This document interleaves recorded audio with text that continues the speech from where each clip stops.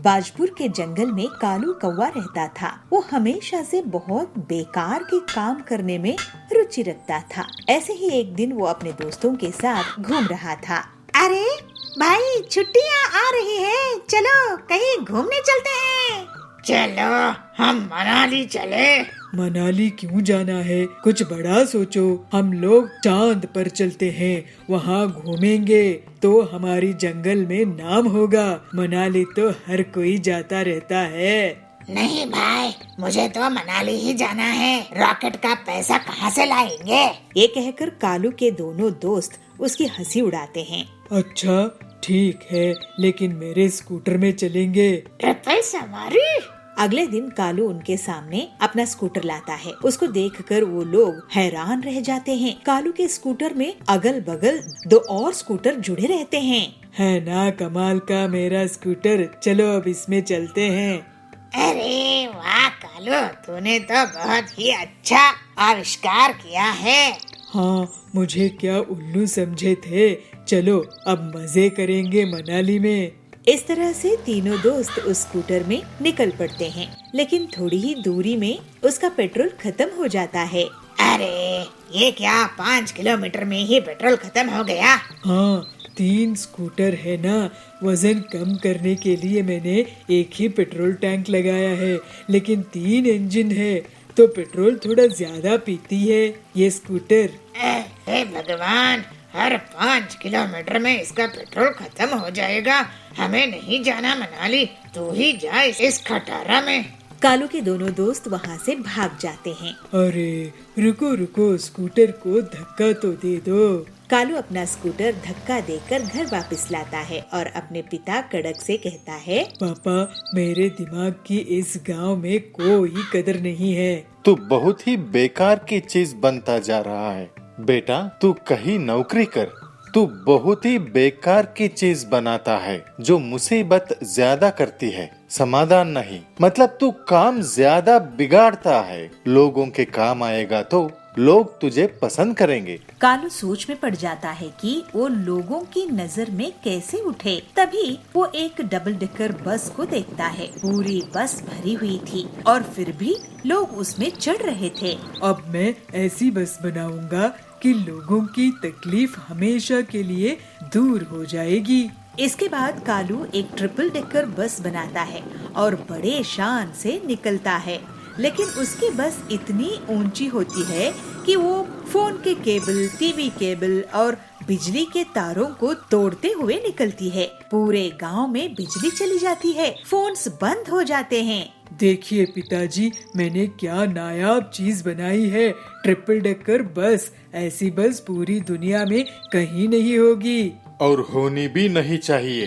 अरे उल्लू कहीं का, तूने पूरे गांव की बिजली गोल कर दिया है, सारे तार तोड़ दिए। नालायक, अब तुझे सिर्फ पिटाई ही ठीक कर सकती है।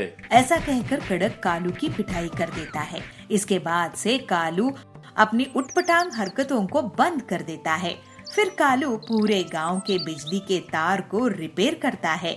इस तरह से कालू धीरे धीरे सुधर जाता है और सही चीजें करने की आदत डाल लेता है। फिर कालू का सभी लोग मजाक उड़ाना बंद कर देते हैं।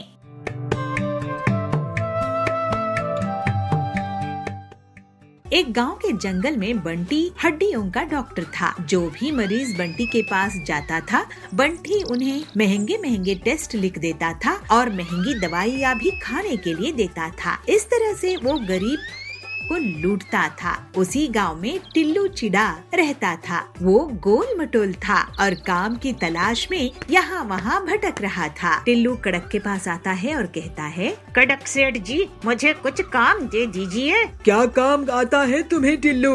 मुझे हाथ खींचना, पैर मरोड़ना और गर्दन घुमाना आता है। अरे इन सब चीज का हमें क्या जरूरत? तुम्हें खाता लिखना आता है क्या? गाड़ी चला सकते हो या घर की सफाई कर सकते हो? क्या तुम माली का काम करोगे? क्या कर सकते हो बताओ? नहीं कड़क जी, मुझे इसमें कुछ नहीं आता है। मेरे दादाजी ने मुझे मालिश करना सिखाया था, बस वही आता है। ये सुनकर कड़क बहुत हैरान होता है और उसका सिर चकरा जाता है। टिल्लू, तुम जाओ और कूली का काम करो। मेरे पास तुम्हारे लिए कुछ नहीं नहीं है। ये सुनकर टिल्लू थोड़ा दुखी होता है। फिर वो मजदूरी का काम करने लगता है। उससे जो पैसा मिलते थे वो सिर्फ खाने के खर्च हो जाते थे। एक दिन टिल्लू बंटी के हॉस्पिटल के सामने से गुजर रहा था तो वो कुछ सोचता है और उस हॉस्पिटल में चला जाता है। सर, मुझे आपसे कुछ बात करनी थी। पहले फीस जमा करो। नहीं सर, मैं आपसे ये कहने आया था कि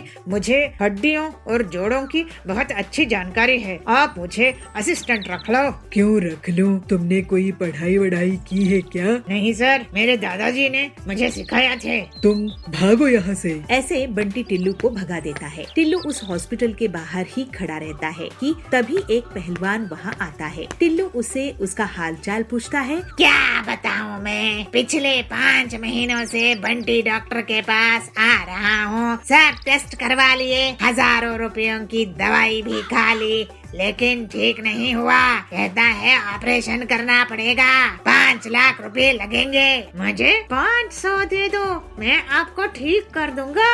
अच्छा, एक बार तुम्हें भी आजमा कर देख लेता हूँ। इसके बाद टिल्लू उस पहलवान के घर जाकर उसकी गर्दन और पीठ की मसाज कर देता है और वो पहलवान बिल्कुल ठीक हो जाता है। अरे वाह टिल्लू, तुम तो कमाल की मसाज करते हो। मैं तुम्हें 500 नहीं 5000 दे दूंगा। तुम अपनी मसाज की दुकान खोल लो। बहुत बहुत धन्यवाद पहलवान जी। फिर टिल्लू अपने घर में मसाज सेंटर खोल लेता है। बहुत से गरीब लोग उसके पास आते थे। कमर दर्द, गर्दन दर्द, सभी तरह के लोगों को वो सस्ते दाम में इलाज कर देता था। टिल्लू की सिर की चंपी बहुत फेमस हो गई। ये टिल्लू अनपढ़ गंवार आदमी मुझसे टक्कर ले रहा है, मेरी धंधा चौपट कर रहा है। मेरे पास अब कोई टेस्ट कराने नहीं आता, ना ही कोई मेरे दी हुई दवाइयाँ खरीद रहा है। इसने मुझे बहुत नुकसान पहुँचाया है, इसकी हड्डियाँ तोड़ दूंगा मैं। फिर एक रात बंटी टिल्लू के घर हथौड़ा लेकर जाता है और अंधेरे में उसे उस पर चलाता है, लेकिन वो हथौड़ा टूट जाता है और कमरे की लाइट ऑन होती है तो वो देखता है कि असल में पहलवान पर उसने हथौड़ा मार दिया था। अरे डॉक्टर साहब, आप, ये तुम्हारी हड्डियाँ तोड़ने आया था और मुझे मार बैठा, लेकिन मेरे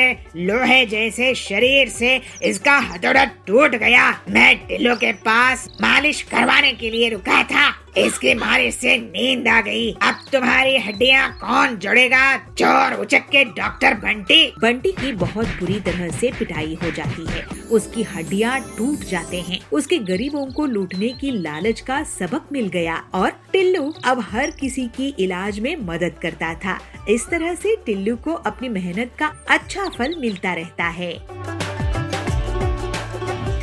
एक छोटे से गांव में मगरू बदमाश रहता था। वो दूसरे के बच्चों को अपहरण कर लेता था, लेकिन आज तक उसे किसी ने रंगे हाथों नहीं पकड़ा था। तो किसी को ये नहीं पता था कि मगरू ही बच्चों की चोरी करता है। उसी गांव में पिग्गी और पिग्गा रहने के लिए आते हैं। उनके 3 छोटे छोटे बच्चे थे। पिग्गा कहता है, बच्चों, हम काम से बाहर जा रहे हैं, तुम लोग घर को अंदर से बंद कर दो और जब हम आए तभी घर का दरवाजा खोलना। जी पापा।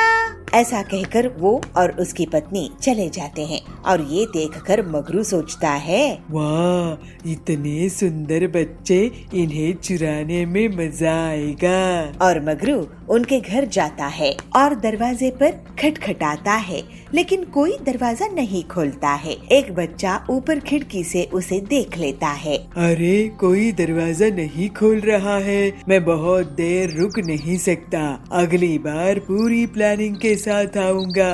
और वो वहाँ से चला जाता है। जब पिग्गा और पिग्गी वापस आते हैं तो पापा, मगरमच्छ अंकल दरवाजा खटखटा रहे थे, हमने दरवाजा नहीं खोला। लेकिन कम से कम ये पूछ लेना कि आप कौन हैं, इससे पता चल जाएगा कि वो किस काम से आए थे। और अगले दिन भी दोनों पति पत्नी अपने बच्चों को घर में छोड़कर उनसे घर को अंदर से बंद करने के लिए कहकर चले गए। दूर से मगरू ये देख रहा था और थोड़ी ही देर में वो उनके घर जाता है। बच्चों, दरवाजा खोलो, मैं मैं दूध वाला हूँ, मैं दूध बेचता हूँ। लेकिन मम्मी पापा नहीं है, आप शाम में आना। मुझे तुम्हारे मम्मी पापा ने ही भेजा है तुम्हें दूध देने के लिए, दरवाजा खोलो।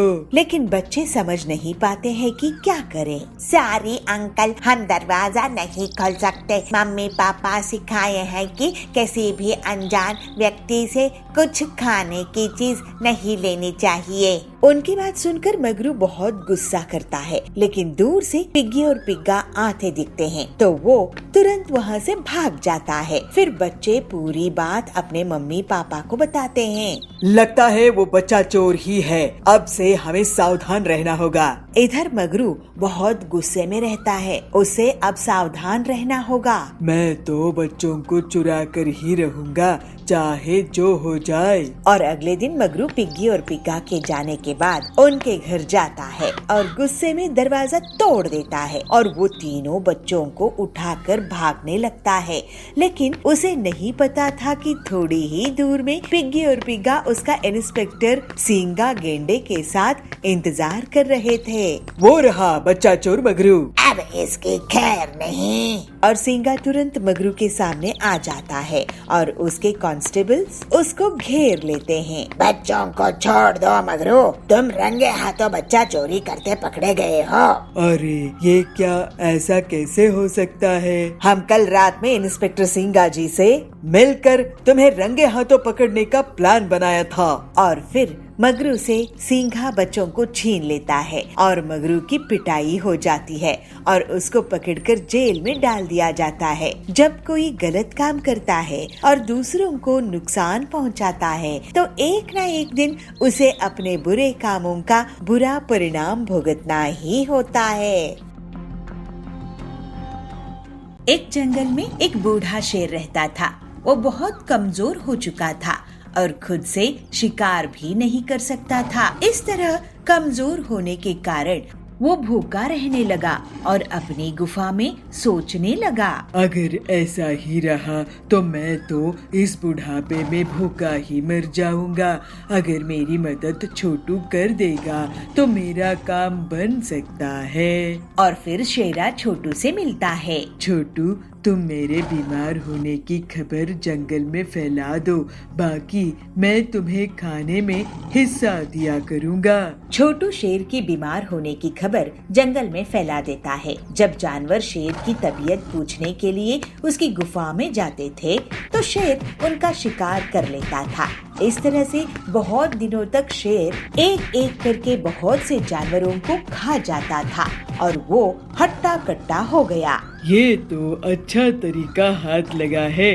अब तो मुझे जंगल में भटकने की जरूरत नहीं है, गुफा में ही शिकार आ जाते हैं। एक दिन रिंकू खरगोश सोचता है कि जंगल से जानवर कम हो रहे हैं। जो भी जानवर शेर को देखने के लिए गया है उसके बाद से दिखाई नहीं दे रहा है। ऐसा क्या राज है, पता करना होगा। और रिंकू शेर की गुफा के बाहर जाता है। महाराज शेर जी, कैसे हैं आप? कौन है? मेरी तबीयत बहुत खराब है, अंदर आ जाओ, मेरे पास ज्यादा समय नहीं बचा है। आ जाओ दोस्त, गुफा के अंदर आ जाओ। इतनी देर में रिंकू गुफा के आसपास ध्यान से देखता था। महाराज, आपकी गुफा के अंदर जानवरों के पंजों के निशान हैं, लेकिन जानवरों की बाहर आने की निशान नहीं है। कुछ गड़बड़ है। और अब तो मैं अंदर झांक कर देख रहा हूँ, गुफा के अंदर तो जानवरों की हड्डियाँ दिखाई दे रही है। फिर रिंकू वहाँ से भाग जाता है और पूरे जंगल में ये बात फैला देता है। सारे जानवर छोटू को पकड़ लेते हैं। क्यों छोटू, तुम्हारी और शेर की क्या मिली भगत है, बताओ हमें। डर के कारण छोटू सब बोल देता है। फिर छोटू की पिटाई हो जाती है और उसे जंगल से बाहर निकाल दिए जाते हैं। लगता है कि अब मैं अपने बुरे कर्मों के कारण भूखा ही रह जाऊंगा। शेर जंगल में शिकार नहीं कर पाता है और उसका भूखे रहने से बहुत बुरा अंत होता है। दूसरों की अच्छाई का फायदा उठाने से और धोखा देने का परिणाम कभी अच्छा नहीं होता है। चीनू और पिंकी दोनों भाई बहन हैं और अपने मम्मी पापा के साथ रहते हैं। आज चिल्ड्रंस डे है, इसलिए सुबह सुबह उनके मम्मी पापा उनके पास आते हैं। हैप्पी चिल्ड्रंस डे बच्चों, आज बताओ क्या खाओगे? मैं तुम्हारी पसंद का ही खाना बनाऊंगी। मम्मी आप आलू का पराठा बना दो, मुझे वो बहुत पसंद है। और चीनू तुम? मैं भी आलू का पराठा खा लूंगा, मुझे भी तो ये बहुत पसंद है। बाकी तो आज स्कूल में पार्टी रखी ही गई है, वहाँ भी तो बहुत कुछ खाने को मिलेगा। चलो बच्चों जल्दी से स्कूल के लिए तैयार हो जाओ, मैं तुम्हें स्कूल छोड़कर आ जाता हूँ। दोनों बच्चे नहा धोकर जल्दी से तैयार हो जाते हैं। तब तक उनकी मम्मी आलू के पराठे बना देती है। दोनों पराठे खाकर स्कूल के लिए पापा के साथ निकल जाते हैं। पापा दोनों को स्कूल में छोड़ देते हैं। बच्चों आज खूब मस्ती करना, आज तुम्हारा ही दिन है। बाकी मेरी तरफ से भी हैप्पी चिल्ड्रंस डे। पापा ऐसा कहकर अपने ऑफिस के लिए निकल जाते हैं और चीनू और पिंकी अपनी क्लास में जाकर बैठ जाते हैं, जहां वो देखते हैं कि आज उनकी क्लास बहुत ही सजी हुई है। फूल, मालाएं और रंगोली बनी हुई है। कुछ देर बाद उनके क्लास टीचर उनके पास आते हैं और उनसे कहते हैं, बच्चों हैप्पी चिल्ड्रंस डे। आज आपको जो करना है आप वो कर सकते हैं, आप पर कोई बंदिश नहीं है। वैसे बच्चों कोई मुझे बताएगा कि हम चिल्ड्रंस डे क्यों मनाते हैं? तभी पिंकी अपना हाथ खड़ा करती है और कहती है, सर हम चिल्ड्रंस डे इसलिए मनाते हैं क्योंकि आज हमारे पूर्व प्रधानमंत्री पंडित जवाहरलाल नेहरू जी की जयंती उत्सव है और उन्हें क्योंकि बच्चे बहुत प्यारे थे तो आज के दिन चिल्ड्रंस डे मनाया जाता है। गुड पिंकी। इसके बाद क्लास टीचर वहाँ से चले जाते हैं और सभी बच्चे ग्राउंड में जाकर खेलने लगते हैं। कोई क्रिकेट खेलने लगता है तो कोई बैडमिंटन तो कोई फुटबॉल। आज सभी बच्चे बहुत खुश थे। पिंकी और चीनू भी बैडमिंटन खेल रहे थे। तभी पिंकी की नजर स्कूल के बाहर खड़े दो गरीब बच्चों पर जाती है, जिनके कंधों पर थैले लदे हुए थे और उनके कपड़े फटे हुए थे, जो उन्हें बड़ी आस भरी नजरों से देख रहे थे। पिंकी को उन पर बहुत दया आती है, इसलिए वो उनके पास जाती है और कहती है, तुम भी हमारे साथ खेलना चाहोगे?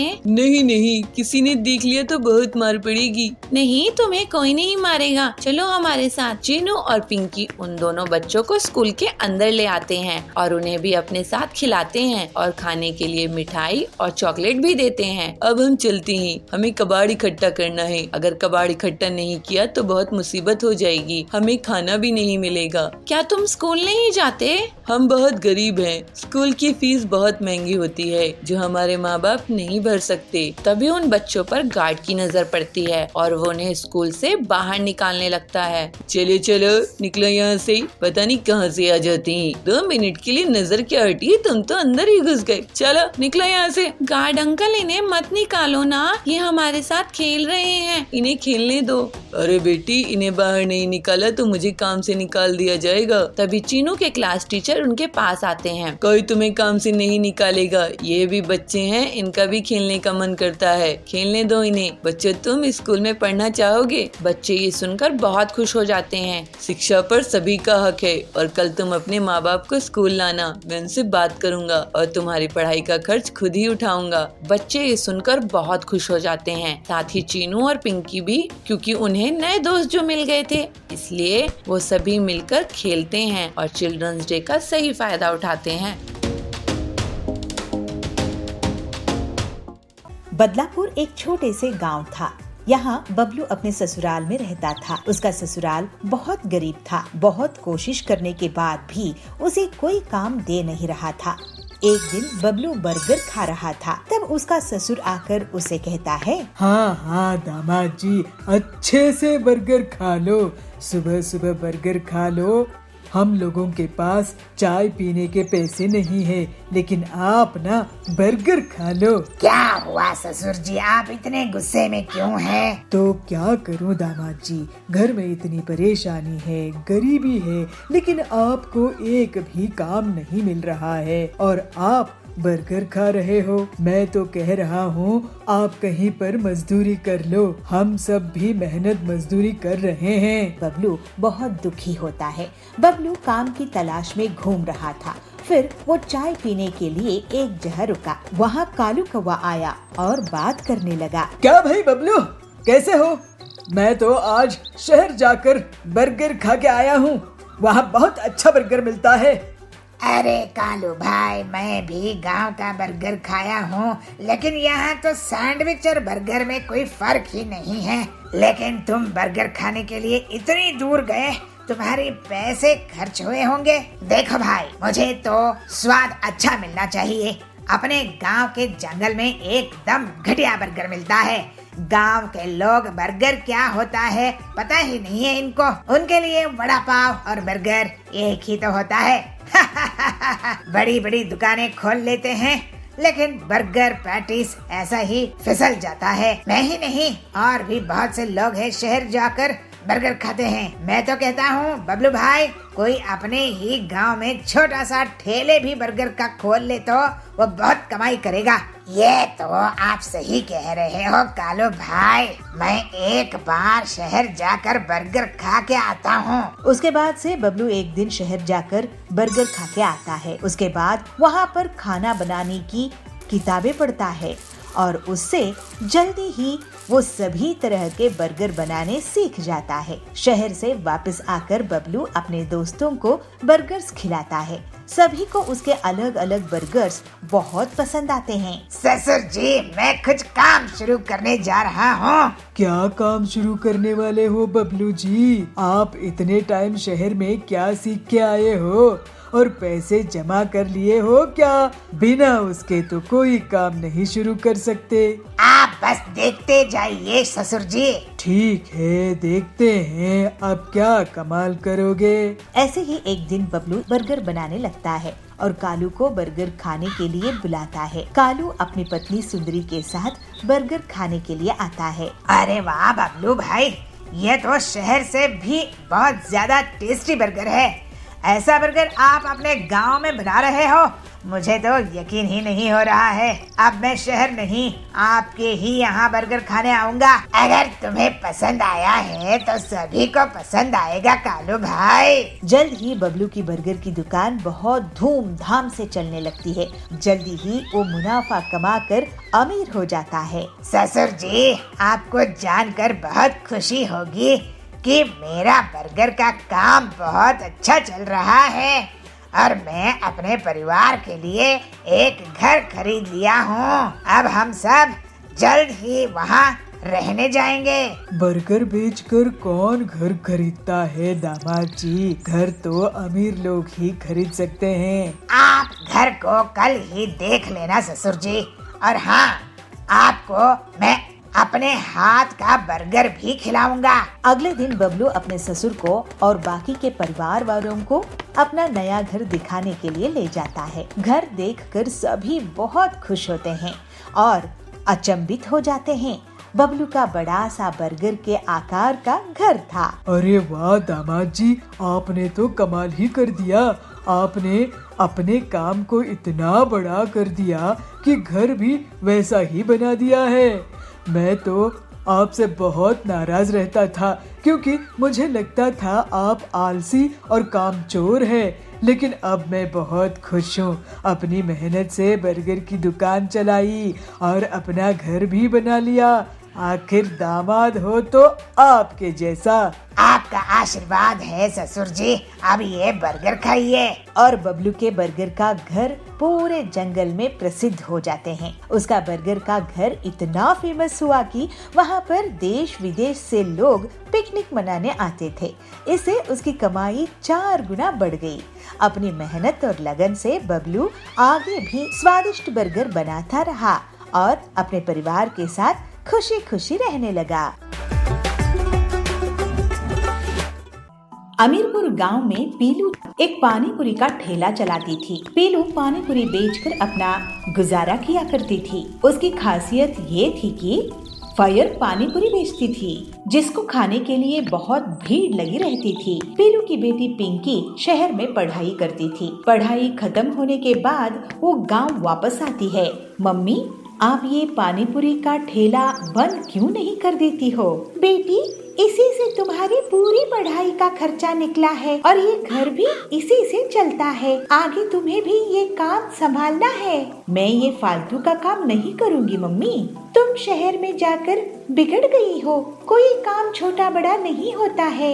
लेकिन पिंकी पीलू की कोई बात नहीं मानती है और एक दिन वो एक कपड़े की दुकान खोल लेती है। तो हरी तोती उससे पूछती है, ये कपड़े कितने के दिए पिंकी? जी आंटी, ये 1000 का है। 1000 का? दिखने में तो 200 रुपए का लग रहा है। इतना महंगा क्यों है ये? वो आंटी, मैं फैशन डिजाइनिंग करके आई हूँ ना, ये डिजाइनर कपड़े हैं। अरे हमें क्या करना? तू फैशन डिजाइन करी है कि नहीं? हमें तो सस्ते अच्छे कपड़े चाहिए। इस तरह से पिंकी को कपड़े के काम में नुकसान होता है और उस धंधे को वो बंद करना पड़ता है। इसके बाद पिंकी ब्यूटी पार्लर खोलती है और उसको उस काम में भी नुकसान हो जाता है, क्योंकि गांव की उधार में मेकअप करवाकर चली जाती थी और पैसे नहीं देती थी। इस पर वो रोने लगती है। माँ, मुझे माफ कर दो। मैंने तुम्हारे जमा किए हुए पैसों से 2-2 दुकानें खोली, लेकिन एक भी नहीं चली और पैसे भी डूब गए। अब तुम जैसा बोलोगी मैं वैसा ही करूँगी। देख बेटी, औरतों को पानी पूरी बहुत पसंद आती है और उसमें उधार भी नहीं होता है। मैं फायर पानी पूरी बनाती हूँ जो पूरे जंगल में कोई नहीं बनाता है। मैं तुझे वो सिखा देती हूँ। इस तरह से पीलू अपनी बेटी पिंकी को फायर पानी पूरी बनाना सिखा देती है और थोड़ी सी प्रैक्टिस के बाद पिंकी उसे बनाने लगती है। फिर पिंकी पीलू के पानी पूरी के ठेले में उसकी मदद करती थी। सारे पक्षी पीलू की बहुत तारीफ करते थे। इसको देखकर पिंकी कहती है, माँ, तुम ठीक कहती थी। कोई भी काम बड़ा छोटा नहीं होता है। तुमको यहाँ इतनी इज्जत मिलती है और मुझे कपड़े की और पार्लर की दुकान में नहीं मिलती थी। माँ, मुझे तुम पर बहुत गर्व है। अब से मैं भी लोगों को फायर पानी पूरी खिलाऊंगी। इसके बाद से पिंकी अपना सबक सीख जाती है और मेहनत से पीलू का साथ देती है। फिर दोनों माँ बेटी बहुत खुशी खुशी रहने लगते हैं। एक गांव के एक जंगल में पीलू और बंटी नाम के पति पत्नी रहते थे। उनका एक बेटा था, टिल्लू। दोनों पति पत्नी हर छोटी छोटी बात में झगड़ा करते थे। उन दोनों के झगड़े में टिल्लू बहुत परेशान होता था। एक दिन बबलू अपने बेटे को बर्गर लाके देता है। तभी वहाँ पीलू आ जाती है। सुनो जी, ये क्या बेकार की चीज खिला रहे हो मेरे बेटे को? मैं तो इसके लिए ताजी सब्जियों वाला नूडल्स बना रही हूँ, लेकिन आप जानबूझकर इसे ये बर्गर दे रहे हो जिससे ये मेरा हाथों का नूडल्स नहीं खा सके। टिल्लू, तू ये फालतू का बर्गर कचरे में फेंक दे। मैं ये बर्गर अपने बेटे के लिए सबसे महंगे फास्ट फूड रेस्टोरेंट से लाया हूँ और तुम होती कौन हो मेरे बेटे को भड़काने वाली? बेटा, तुम्हारी माँ की मैगी को तुम गड्ढे में फेंक दो। ये सुनकर पीलू बहुत गुस्सा हो जाती है और एक बार फिर से दोनों पति पत्नी झगड़ा करने लगते हैं। मम्मी, पापा, मैं बर्गर और नूडल्स दोनों खा लूंगा। आप लोग झगड़ा करना बंद कीजिए। इसके बाद टिल्लू बर्गर में नूडल्स डालकर खाने लगता है। एक दिन बंटी पीलू के लिए हलवा लेकर आता है। पीलू, ये देखो, मैं तुम्हारे लिए तुम्हारा फेवरेट हलवा लाया हूँ। वाह जी, मैं भी आपके लिए आपकी फेवरेट चाय बना रही हूँ। अरे वाह मम्मी पापा, आप दोनों कितने प्यार से बातें कर रहे हैं। आज टीवी में न्यूज आई थी कि लोगों को कंपनी से निकाल रहे हैं। क्या आपको भी नौकरी से निकाल दिए हैं क्या? हाँ, मुझे निकाल दिए हैं। अब घर का खर्च तुम थोड़े दिनों के लिए चलाना पीलू। अरे लेकिन EMI कैसे भरेंगे? हम तो बर्बाद हो जाएंगे। मम्मी पापा, मेरे पास एक आइडिया है। आप दोनों मुझे नूडल्स और बर्गर खिलाने के लिए झगड़ा करते थे ना, और मैं दोनों को मिलाकर खा जाता था। नूडल बर्गर खाना मुझे बहुत पसंद है और सभी को नूडल और बर्गर पसंद आते हैं ना। क्यों ना आप मिलकर इसी को बेचने का काम शुरू कर दो। हाँ, ये अच्छा आइडिया है। हाँ, सभी बच्चों को नूडल और बर्गर बहुत पसंद होते हैं। ऐसे कॉम्बिनेशन पूरे जंगल में कहीं नहीं है। हमारी दुकान खूब चल निकलेगी। और जल्द ही दोनों पति पत्नी नूडल बर्गर की दुकान शुरू कर देते हैं। पीलू वेज नूडल्स, एग नूडल्स और चिकन नूडल्स बनाया करती थी और बंटी बर्गर बनाया करता था और वो कस्टमर्स को सर्व करने लगे। इस तरह से दोनों की दुकान बहुत अच्छे से चल निकली। पीलू और बंटी का झगड़ा अब बंद हो चुका था। दोनों में प्यार बढ़ने लगा था और वो लोग बहुत पैसे कमाने लगे थे। बेटा टिल्लू, ये तुम्हारी ही आइडिया का कमाल है जो नूडल बर्गर लोगों को पसंद आ रहे हैं। हम खुद नौकरी करते थे लेकिन अब हम लोगों को नौकरी दे रहे हैं। मेरे लिए तो आप दोनों का प्यार से साथ रहना ही सबसे अच्छी बात है। मम्मी पापा, आप हमेशा से ऐसे ही रहना। फिर पीलू और बबलू कभी भी झगड़ा नहीं किए और सब खुशी खुशी साथ रहने लगे।